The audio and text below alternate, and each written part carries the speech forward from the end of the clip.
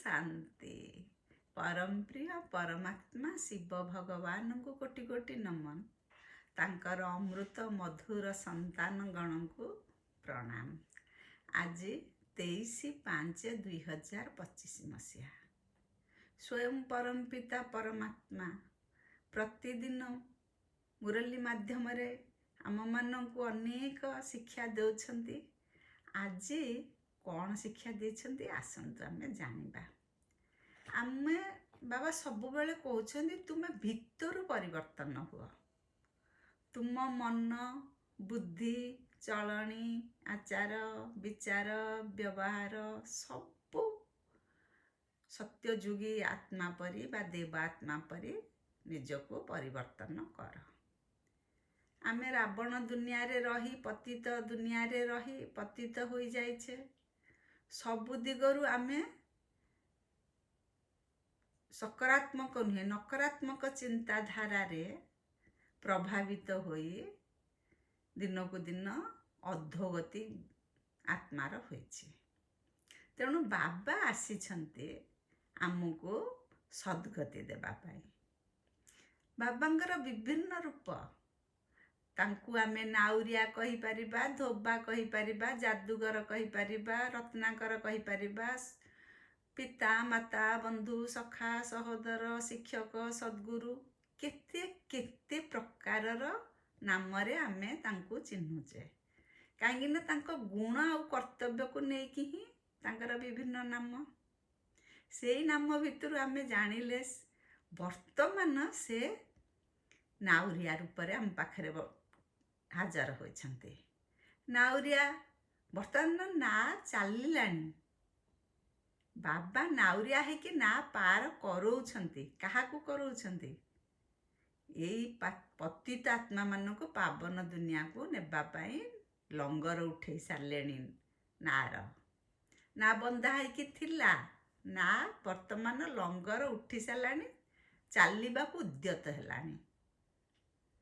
तेणु आमे समस्ते केमिति नारे बसिबा तार से विधि विधान बतई दोछन्ते। केवल पतितरु पावन हेले ही नारे आमे बसी पारिबा। पुणी ना कुआड़े जीव ए कली जुगरु सत्य जुग को जीव, दुख दुनिया रु सुख दुनिया को जीव। बाबा आसीछन्ती आमको परिवर्तन करिबा पाई। कौड़ी रु आमे हीरा हेबा, कंटारू फूल हेबा, मनीषरू देवता हेबा। एमती सब परिवर्तन हेई गले आमे से नारे बसी सत्य जुग को जीवा। बाबा नाउरिया है कि आसीछन्ते।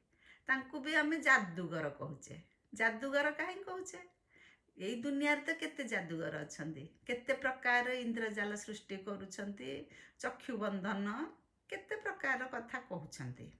किंतु से माने कोन काहाकू पतितरु पावन कर देबे ना दुनियाटा को बदलई दे कि सत्य जुग एई कली जुग को सत्य जुग रे परिणत कर देबे। से केवल पैसा पई विभिन्न प्रकार जादू देखौछन्ती आ लोक माने मुग्ध होई देखुछन्ती। किंतु बाबा आसीछन्ती जादूगर हिसाब रे हमको पूरा सत्य जुग को नेबा पाई बा हमको पूरा परिवर्तन कर देबा पाई। तेणु बाबा हेले जादूगर। रत्नागर तो आमे जानिले रत्न भरी भरी ज्ञान रत्न आम पाखरे पहुँचौछन्ती। तेणु बाबांकर अनेक महिमा, सब महिमा को आमे मनरे सबले स्मृति रे रखिबा। से केमिति आमको को प्रकार साहाय्य करछन्ती, शिक्षक हिसाब रे सम्मुख रे बसी पाठ पढ़ौछन्ती। जदि आमे मनरे भाबिबा मोर शिक्षक किए? मोर शिक्षक हेले स्वयं परम पिता परमात्मा शिव भगवान। मोर पिता हेले स्वयं सृष्टि रचयिता। मोर बंधु सखा सहोदर है कि जिते बेले मु चाहूची हाजिर नाजिर है कि बाबा आसी मो पाखरे पहुँची जाउछन्ती। यही भावना जदि आम मनरे रहिबो, हृदय भितरे आमर उन्मादना सृष्टि हबो, उत्फुल्लित हेबा, खुशी रे नाचिबा, आउ से ज्ञान प्रति बाबांग प्रति सबु बेले ध्यान रहिबो। खुशी आनंद रे आमे सबु प्राप्त करिबा। बाबांगर जेते बेहद संपत्ति अछि से वंडरफुल ୱଣ୍ଡରଫୁଲ୍ ୱଣ୍ଡରଫୁଲ୍ ଦୁନିଆ ସୃଷ୍ଟି କରୁଛନ୍ତି, ୱଣ୍ଡରଫୁଲ୍ କାମ ବି କରୁଛନ୍ତି। ତାଙ୍କ କାମରେ ଆମେ ଆଗେଇଲେ ଆମେ ବି ୱଣ୍ଡରଫୁଲ୍।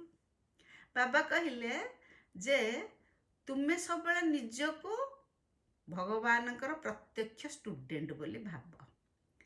ସେ ଆମକୁ ପାଠ ପଢ଼େଇବେ, ପୁଣି ସଦ୍ଗତି ଦେବେ।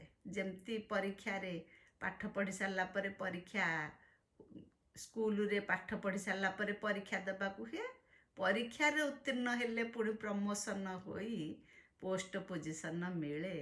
ସେମିତି ବାବା ପାଠ ପଢ଼ଉଛନ୍ତି, ଆମର ପରୀକ୍ଷା ଆସିବ ଶେଷ ସମୟରେ, ଅନ୍ତମତି ସ୍ୱଗତି ହେବ, ଆମେ ପୁଣି ପୋଷ୍ଟ ପୋଜିସନ୍ ପାଇବା ସତ୍ୟ ଯୁଗରେ। ସବୁ କଥା ବାବା ପ୍ରତିଦିନ ବୁଝେଇ ଦେଉଛନ୍ତି। ରାବଣ ରାଜ୍ୟରେ ଆମେ ଅଛେ, ଆମ ମନ ବୁଦ୍ଧି ସବୁ ଅବୁଝା ହେଇଯାଇଛି, ସବୁ କଥାକୁ ବିପରୀତ ଦିଗରେ ଭାବି ଦେଉଛନ୍ତି। ଯେଉଁମାନେ ବାବାଙ୍କ ଜ୍ଞାନ ଜାଣିଗଲେଣି ସିଏ ଆଉ ଅବୁଝା ହୋଇ ରହିନାହାନ୍ତି, ସେ ସମଝଦାର ହେଇଗଲେ। ସେମାନେ ଜାଣିଗଲେ ଯେ ଏ ମାୟାର ଆକର୍ଷଣ ସବୁ ଆମକୁ ବିପଥଗାମୀ କରାଉଛି, ଦୁଃଖ ଅଶାନ୍ତି ଆଡ଼କୁ ଟାଣି ନେଉଛି। କେବଳ ବାବାଙ୍କୁ ଚିହ୍ନି ବାବାଙ୍କ ଜ୍ଞାନରେ ଚାଲିଲେ ଆମେ ସୁଖ ଦୁନିଆକୁ ଯିବା। ବର୍ତ୍ତମାନ ବି ଯେତେ ଦୁଃଖ ପାଉଛେ ସେ ଦୁଃଖରୁ ବି ଆମେ ମୁକ୍ତ ହୋଇପାରିବା। ତେଣୁ ସବୁବେଳେ ଆମେ ଭଗବାନଙ୍କୁ ମନେ ପକାଇବା। ଭଗବାନଙ୍କର ଅଥାହ ସମ୍ପତ୍ତି, ବେହଦ ସମ୍ପତ୍ତି, ତାର ଆମେ ଅଧିକାରୀ ସନ୍ତାନ ବୋଲି ମନେ ପକାଇବା। ନିଜକୁ ପୁଣି ସନ୍ତାନ ତ ମାନୁଛେ, ସାଧାରଣତଃ ଗୁରୁମାନଙ୍କର ଚେଲା ଥାନ୍ତି, ଯେତେ ସବୁ ଲୌକିକ ଗୁରୁ ସାଧୁ ସନ୍ଥଙ୍କର, ଆମେ ବି ଚେଲା କହିଲେ କିଛି ଅସୁବିଧା ହେବନି, ଆମେ ବି ଫଲୋଅର। କ'ଣ ଫଲୋ କରୁଛେ? ବାବା ଯେଉଁ ରାସ୍ତା ଦେଉଛନ୍ତି ସେଇ ରାସ୍ତାରେ ଆମେ ଯାଉଛେ। ତା ସହିତ ବାବା ଆମକୁ ଶାନ୍ତିଧାମକୁ ସାଥିରେ ନେଇକି ଯିବେ। ଆଗେ ଆଗେ ବାବା ଯିବେ, ଆମେ ତାଙ୍କ ପଛେ ପଛେ ଯିବା। ତେଣୁ ଆମେ ବି ଫଲୋଅର। ବାବା କହିଲେ ଏ ସ୍ଥୂଳ ଦୁନିଆରୁ ତୁମେ ସୂକ୍ଷ୍ମ ଦୁନିଆକୁ ଯିବ, କଳିଯୁଗରୁ ସତ୍ୟ ଯୁଗକୁ ଯିବ। ଆମର ଏ ସ୍ଥୂଳ ପାଦ ଆମେ ଟେକୁନେ, ସ୍ଥୂଳ ପାଦ ପକେଇକି କଳିଯୁଗରୁ ସତ୍ୟ ଯୁଗକୁ ଯିବା କି? ନାହିଁ। ଆମର ସୂକ୍ଷ୍ମ ପାଦ ବା ଆମ ସୂକ୍ଷ୍ମ ବୁଦ୍ଧିକି ସୂକ୍ଷ୍ମ ପାଦ ବୋଲି ଆମେ କହିପାରିବା। ସୂକ୍ଷ୍ମରେ ଆମେ କଳିଯୁଗରୁ ସତ୍ୟ ଯୁଗକୁ ଯାଉଛେ। ସଙ୍ଗମ ଯୁଗରେ ସ୍ୱୟଂ ପରମପିତା ପରମାତ୍ମା ଶିବ ଭଗବାନ ଆସିଛନ୍ତି। ତାଙ୍କ ସହିତ ପ୍ରୀତି ଯୋଡ଼ି, ତାଙ୍କ ଠାରୁ ଜ୍ଞାନ ଶୁଣି, ତାଙ୍କ ପ୍ରଦର୍ଶିତ ମାର୍ଗରେ ଚାଲି ଆମେ ସତ୍ୟ ଯୁଗକୁ ଯିବା। ତେଣୁ ଆମ ବୁଦ୍ଧି ପାଦ ଆଗକୁ ବଢ଼ିଲାଣି। ନିଜକୁ ସବୁବେଳେ ଭାବିବା, ମୁଁ ବାବାଙ୍କୁ ଚିହ୍ନି ସାରିଲିଣି, ବାବାଙ୍କ ବାଟରେ ହିଁ ଚାଲୁଛି, ମୁଁ ଯିବି ହିଁ ଯିବି। କଣ୍ଟାରୁ ଆମେ ଫୁଲ ହଉଛେ। କଣ୍ଟାରୁ ଫୁଲ ହଉଛେ ଅର୍ଥ କ'ଣ? କେହି କ'ଣ କେବେ କଣ୍ଟାଟାକୁ ଫୁଲ କରି ପାରୁଛନ୍ତି? ବାବା ତାର ଅର୍ଥ ବୁଝେଇ ଦେଲେ। କଣ୍ଟାର ଗୁଣ ହେଲା ଦୁଃଖ ଦେଉଛି, ଫୁଲର ଗୁଣ ହେଲା ଖୁସି ବାଣ୍ଟୁଛି, ସମସ୍ତଙ୍କୁ ଦେଖିକି ହସୁଛି, ସମସ୍ତଙ୍କୁ ନିଜର ସୁରଭି ବାଣ୍ଟୁଛି, ଖୁସି ଦେଉଛି।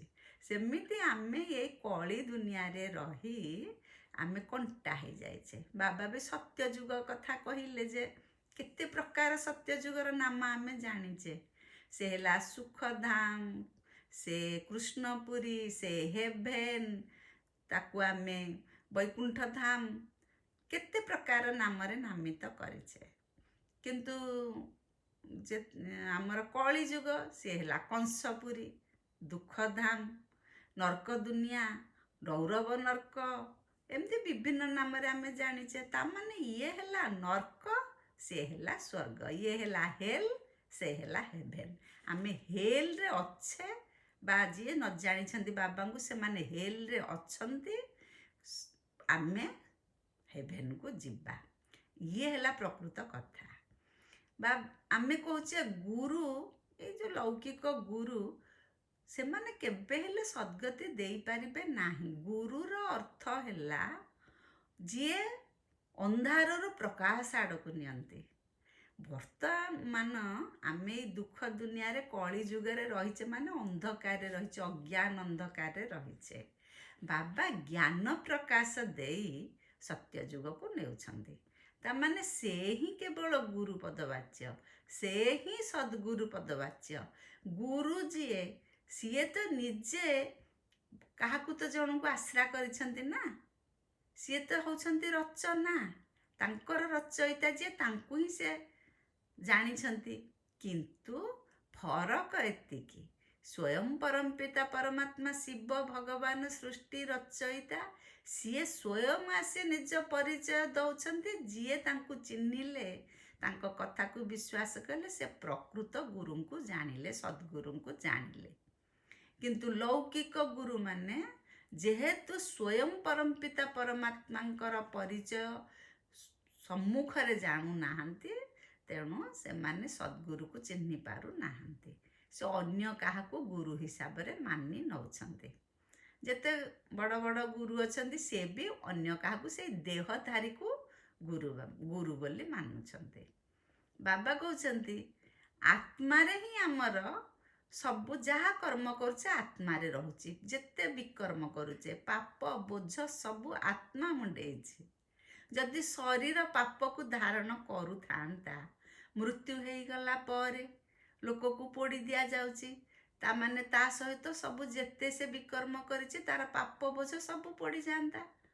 ତାହେଲେ ଅନ୍ୟ ଜନ୍ମ ପାଇଁ ଆତ୍ମାରେ ଯାଉଛି କେମିତି? ସେ ପୁଣି ଦୁଃଖ ଅଶାନ୍ତି ଅସୁବିଧାରେ ରହୁଛି କେମିତି? ଆତ୍ମା ସାଥିରେ ତାର ପାପ ବୋଝଟା ଗଲା ବୋଲି ତାର ଫଳାଫଳଟା ସେ ପରବର୍ତ୍ତୀ ଜନ୍ମରେ ଭୋଗୁଛି, ବା ବର୍ତ୍ତମାନ ଥାଇକି ବି, ଜୀବଦଶାରେ ଥାଇକି ବି ପାପର ଫଳ ଭୋଗୁଛି। କିନ୍ତୁ ଶରୀରକୁ ତେଣୁ ପାପ ବୋଝ ଚଢ଼େନି, ଆତ୍ମାରେ ପାପ ବୋଝ ଚଢ଼େ। ତେଣୁ ଆତ୍ମା ହିଁ ଆମର ବିକାରଗ୍ରସ୍ତ ହେଇଯାଇଛି। ଏଇ ଆତ୍ମା ହିଁ କଳଙ୍କି ଲୁହା ହେଇଯାଇଛି। ଏଇ ଆତ୍ମାକୁ ଆମେ ପବିତ୍ର କରିବା। ଆମ ବୁଦ୍ଧି ବି ପଥର ବୁଦ୍ଧି ହେଇଯାଇଛି। ବାବାଙ୍କ ଜ୍ଞାନ ଶୁଣି ତାକୁ ପାରସ ବୁଦ୍ଧି କରିବାକୁ ହେବ। ବାବା କହିଲେ ଯେ ସବୁଠୁ ଉଚ୍ଚ ହେଲେ କିଏ?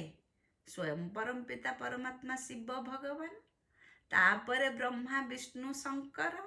ଆମେ ବ୍ରହ୍ମା ବିଷ୍ଣୁ ଶଙ୍କର ଅଛନ୍ତି ସୂକ୍ଷ୍ମ ବତନରେ ରହିଛନ୍ତି। ସେ ବର୍ତ୍ତମାନ ଅନେକ କାର୍ଯ୍ୟକ୍ରମ କରୁଛନ୍ତି, କିନ୍ତୁ ବାବା ସ୍ୱୟଂ ପରମପିତା ଶିବ ଭଗବାନ ସେ ହିଁ ଆଡପ୍ଟ କରିଛନ୍ତି ସନ୍ତାନମାନଙ୍କୁ। ତେଣୁ ବ୍ରାହ୍ମଣ ଯେଉଁ ପ୍ରଜାପିତା ବ୍ରହ୍ମା ଜନ୍ମ ହେଲେ, ତାଙ୍କୁ ଶିବ ବାବା ଆଡପ୍ଟ କଲେ, ତାଙ୍କୁ ସନ୍ତାନ ରୂପେ ଗ୍ରହଣ କଲେ। ସେ ହେଲେ ବ୍ରହ୍ମା। ସିଏ ବ୍ରହ୍ମାଙ୍କର ମୁଖ ନିଃସୃତ ବାଣୀ ଶୁଣି ଅନ୍ୟ ପିଲାମାନେ ଜନ୍ମ ହେଲେ। ସେ ହେଲେ ପ୍ରଜାପିତା ବ୍ରହ୍ମା। ଶିବ ବାବା ହେଲେ ନିରାକାର। ସେ ହେଲେ ବ୍ରହ୍ମା ବାବାଙ୍କୁ ସେ ଜନ୍ମ ଦେଲେ।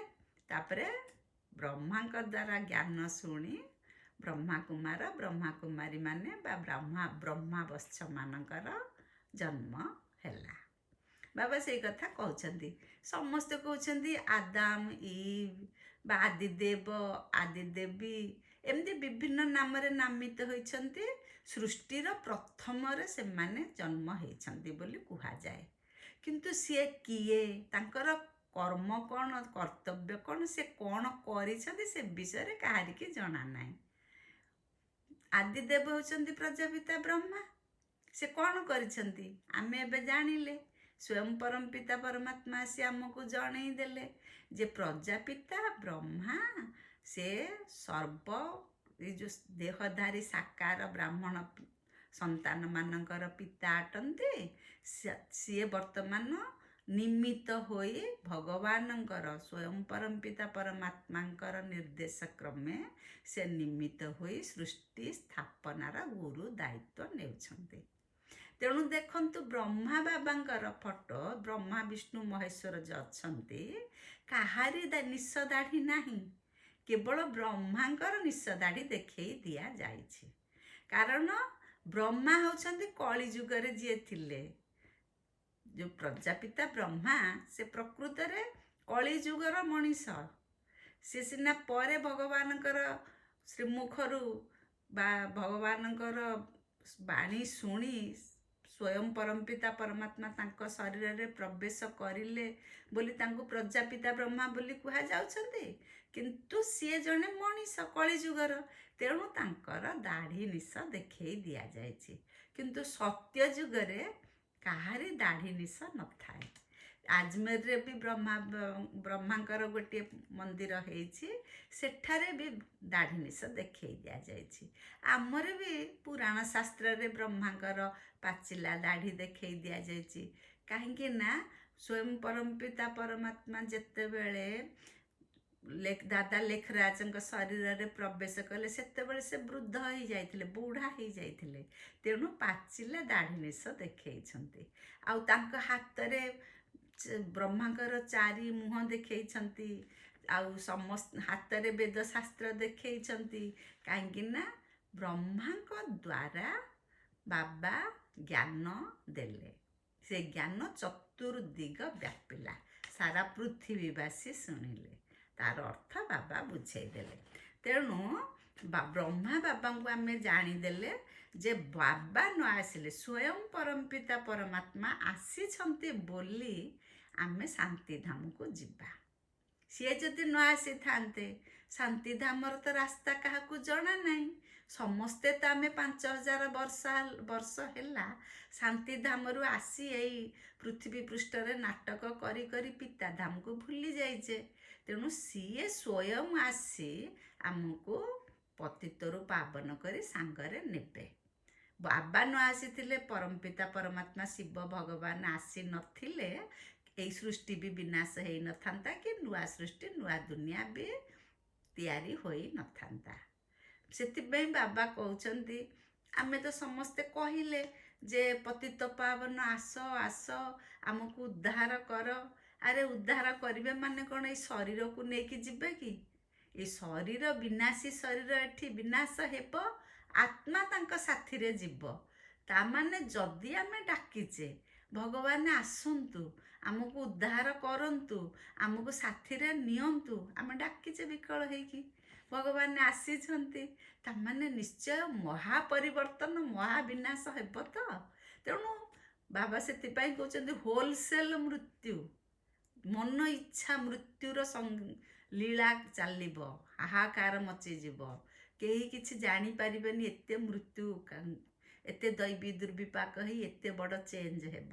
ଆମେ ତ ଡାକିଛେ, ସେ ତ ହେଉଛନ୍ତି କାଳର କାଳ, ମହାକାଳ। ସେ ଆସିଛନ୍ତି ଆମ ସମସ୍ତଙ୍କୁ ସାଙ୍ଗରେ ନେବା ପାଇଁ। ତେଣୁ ଆମେ କେବେ ହେଲେ ଆଉ ଘବରେଇବାନି ଏଇ କଥାରେ। ଯାହା ଆମେ ଚାହିଁଛେ ବାବା ସେଇଆ କରୁଛନ୍ତି। ବାବା କହୁଛନ୍ତି ଯେତେ ବିଘ୍ନ ଆସିବ ସେତେ ଲଗ୍ନ ବଢ଼ିବ ବାବାଙ୍କ ପ୍ରତି। ସେଥିପାଇଁ ବାନ୍ଧେଲି ଯେଉଁମାନେ ଘରେ ଅଛନ୍ତି, ମାଆ ମାନେ ବିଲକୁଲ ଯାଇପାରୁନାହାନ୍ତି ଆଶ୍ରମକୁ, ଯାହାର ସ୍ୱାମୀ ପବିତ୍ର ରହିପାରୁନାହାନ୍ତି ବା ପବିତ୍ରତା ଉପରେ ସ୍ତ୍ରୀ ସହିତ ଗଣ୍ଡଗୋଳ କରୁଛନ୍ତି, ସେମାନେ ବେଶୀ ବାବାଙ୍କୁ ମନେ ପକାନ୍ତି। ବାବା ଯେହେତୁ କୌଣସି ବିପଦ ଆସିଲେ, ବିପରୀତ ପରିସ୍ଥିତି ହେଲେ ଲୋକମାନେ କ'ଣ କରନ୍ତି? ନିଶ୍ଚିତ ଭାବରେ ବେଶୀ ଭଗବାନଙ୍କୁ ମନେ ପକାନ୍ତି। ସେଥିପାଇଁ ବାବା କହୁଛନ୍ତି ଯଦି କିଛି ଅପୋଜିଟ୍ କୌଣସି ପ୍ରକାର ପ୍ରୋବ୍ଲେମ୍ ଆସିଲା ଜୀବନରେ, କୌଣସି ପ୍ରକାର ବିଘ୍ନ ଆସିଲା, କିଏ ତୁମକୁ ଅପୋଜ କରୁଛନ୍ତି, କିଏ ତମର କମି କମଜୋରି ଦେଖିକି ତୁମକୁ ସବୁବେଳେ ଦୁଃଖ ଦେଇକି କଥା କହୁଛନ୍ତି, ସେଥିରେ ତୁମେ ବ୍ୟସ୍ତ ହୁଅ ନାହିଁ। ତାଙ୍କୁ ତୁମର ଶିକ୍ଷକ ବୋଲି ଭାବ, କାରଣ ସିଏ ତୁମର କମି କମଜୋରି ଦେଖିଲେ ନା। ତାଙ୍କୁ ଯଦି ତୁମେ ଶିକ୍ଷକ ବୋଲି ଭାବିବ, ତାହେଲେ ତୁମେ ନିଜର କମି କମଜୋରିକୁ ନିଶ୍ଚିତ ଭାବରେ ତ୍ୟାଗ କରିବ, ଦୈବୀ ଗୁଣ ଧାରଣ କରିବାକୁ ସୁବିଧା ହେବ। ତେଣୁ ସେଇଥିପାଇଁ ସେମାନଙ୍କୁ ଶିକ୍ଷକ ବୋଲି ଦେଖ। ତା ସହିତ ପ୍ରୋବ୍ଲେମ୍ ଯେତେ ଆସିଲେ କେବେ ହେଲେ ଭାଙ୍ଗି ଯିବାନି। ଆମେ ଜାଣିବା ଯେ ଯେତେ ଆମକୁ ଅସୁବିଧା ହେବ ସେତେ ଆମେ ଭଗବାନଙ୍କ ସହିତ ରହିପାରିବା। ଭଗବାନଙ୍କୁ ମନେ ପକାଇବା, ଭଗବାନଙ୍କର ଠାରୁ କ'ଣ ଆମେ ପ୍ରାପ୍ୟ କରୁଛେ ତାକୁ ବି ଆମେ ମନେ ପକାଇବା, ଯାଦ୍ୱାରା ଆମେ ପତିତରୁ ପାବନ ହେବାକୁ ଆହୁରି ସୁନ୍ଦର, ଆହୁରି ଭଲ ମଉକା ମିଳିବ। ବାବା ସେଥିପାଇଁ କହୁଛନ୍ତି ସବୁ କଥାକୁ ତୁମେ ପଜିଟିଭ ନଜରରେ ଦେଖ। କାହିଁ ପଜିଟିଭ ନଜରରେ ଦେଖିବା? କାହିଁକିନା ଯଦି ବିପଦ ଆସିଲା, ଆମେ ଯଦି ଭାଙ୍ଗି ପଡ଼ିବା ସେଇଠି ନେଗେଟିଭ ହେଇଗଲେ, ଯଦି ସେଇଠି ଭାବିବା ଯେ या फल मु भगवान सहित बेसी जोर रे मगन होइकी लगन लगे कि भगवान सहित प्रीति रे रहूची मते गोटे सुजोग मिली ताले एटा हला पॉजिटिव थिंकिंग। बाबा कहते सबु परिस्थिति रे पॉजिटिव थिंकिंग होई तुमे आग को माड़ी चल। आम तो साइलेंस वर्ल्ड को जीवा ना, शांति धाम को जीवा, स्वीट होम को जीवा। तेणु सब बेले शांति रे कम कथा कहबा, साइलेंस रहबा पाई बाबा कहउछंती। शरीर तो यही छाड़ी देकी जीवा, किंतु एबे आमको मृत्युर डाकरा आसिलानी जान। बाबा को भी आमे साथी रे रखी सांगरे तांकर आमे जीवा। तेणु निजको सेमती बाबा परी सत्व प्रदान करने को हेब। बाबा कहते मुरली तो सबुदिन बाबा कहते पिला भी जाकि मुरली सम्मुखरे बसिकी शुणुछंती, किंतु अनेक अच्छंती मुरली शुणुछंती किंतु तांको मन बुद्धि जाकि अन्य कुआडे एपट सेपट बुलुछि। तेणु से मुरली शुणिबारे किछि मूल्य नाही। देहधारी जदि मन पड़गले मुरली शुणिला बेले ताहले देह पछरे मन चलिला। देह को देहधारी के जदि आमे मन पकेइले ताहले निराकारी शिव बाबा को केबे भी बेहद ये हेले विदेही। देहधारी मन पड़िले विदेही बाबा को मन पकई पारिबा नाही। तेणु सबु बेले बुद्धि आमर देहधारी निकटरू हटेइबा, से बाड़ को मन देबा नाही। किए भाग्यशाली जीए भगवानंकर कथा को तन मन बुद्धि संकल्प समय सबु देकी एकनिष्ठ हो एकाग्र चित्तर शुणुछि। भगवान सहित प्रीति जोड़िकी तांकर संपत्ति की मन पकेकी आ लक्ष्य को कौन सबु बेले आखि आगरे रखिकी चलीचे से होचे सबुठारु भाग्यशाली आत्मा। तेणु आमे निजको भाग्यवान आत्मा मन करिबा। बाबा कहिले ये नुआ दुनिया पुराना दुनिया को से नुआ करूछंती, पुणी से नुआ दुनिया दिने ना दिने पुराना हेब। तेणु कहले नईसो पुराणी, पुराणी सो नई। तामाने ये जो चक्रवत घुरुची ये सृष्टि चक्र एबे समय आसीचे नुआ पुराना दुनिया नुआ हेबा पाई। आमे केड़े भाग्यवान संतान, आमे सेठी बाबांकर दक्षिण हस्त होई से कामरे साहाय्य करी सहयोग करी स्वयं परिवर्तन होई बाबांक साथी रे जाई सत्य युग को जीवा। एई कथाटा आमे सब बेले कहिबा। बाबा कहते जदि आमे देखुचे केते लोक मंदिर बनाउछंती, मंदिर बनाउछंती, मंदिर रे केते पूजा पाठ करूछंती। जे मंदिर बनेइले, जे निजे मंदिर रे पूजक हेले से कौन पूज्य? से पूज्य नहंती, से हेले पूजारी। पूज्य किए? पूज्य हेले देवता जहां से पूजा करूछंती। बाबा सेई कथा कहउछंती तुमे सबु बेले निजको देवता बोली भाव।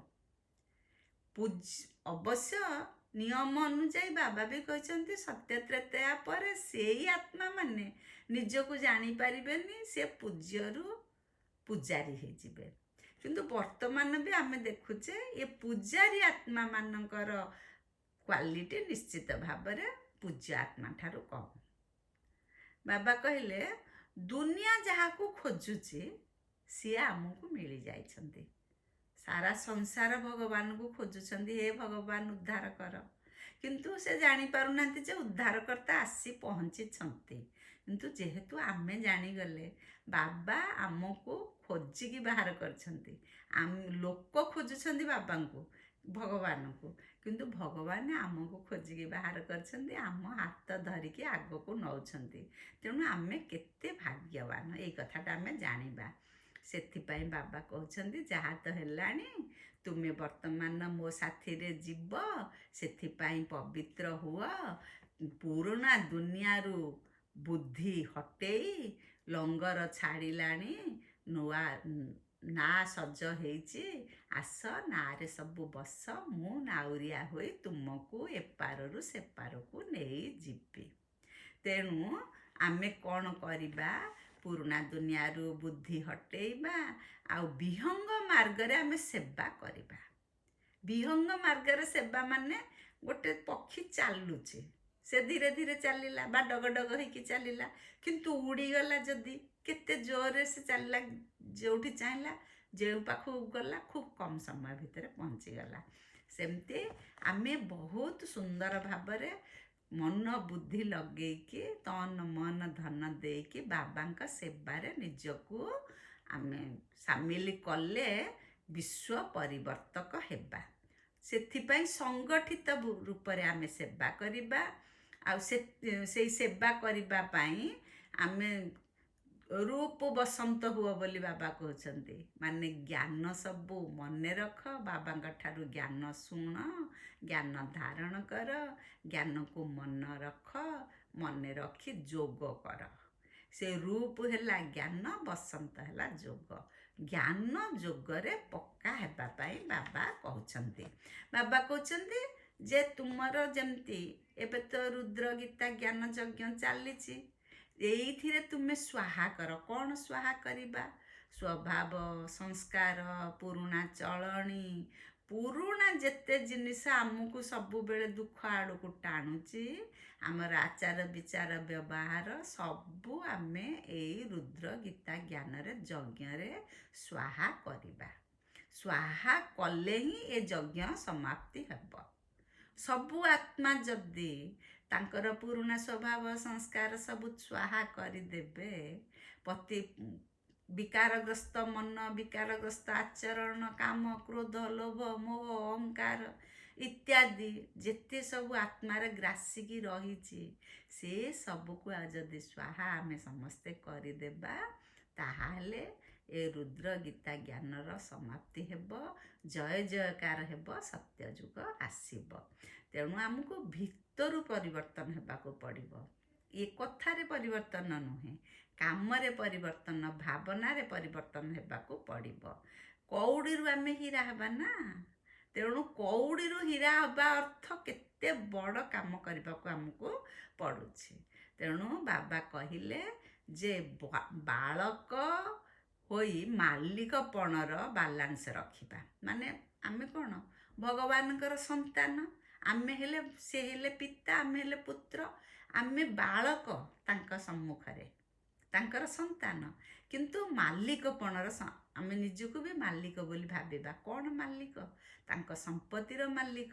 କାରଣ ବାବା ଯେତେବେଳେ ସତ୍ୟଯୁଗ ସ୍ଥାପନ କରିବେ, ସିଏ ତ ଆଉ ନିଜେ ରହିବେନି, ସିଏ ପରମଧାମକୁ ଯିବେ। ତାର ଦାୟିତ୍ୱ ଏଇ ପିଲାଙ୍କ ଉପରେ ଦେବେ ବା ସତ୍ୟଯୁଗର ରାଜା ରାଣୀଙ୍କ ଉପରେ ଦେବେ। କେତେ କଥା ବି ଆଜି କହିଦେଲେ ସେଥିପାଇଁ ଯେ ଶ୍ରୀକୃଷ୍ଣଙ୍କୁ କେତେ ଗ୍ଲାନି କରୁଛନ୍ତି, ବ୍ରହ୍ମା ବାବାଙ୍କୁ ଗ୍ଲାନି କରୁଛନ୍ତି, ଶିବ ବାବାଙ୍କର ଗ୍ଲାନି କରୁଛନ୍ତି, ବହୁତ ପ୍ରକାର ଅପମାନ ଦେଇକି କଥାବାର୍ତ୍ତା କରୁଛନ୍ତି।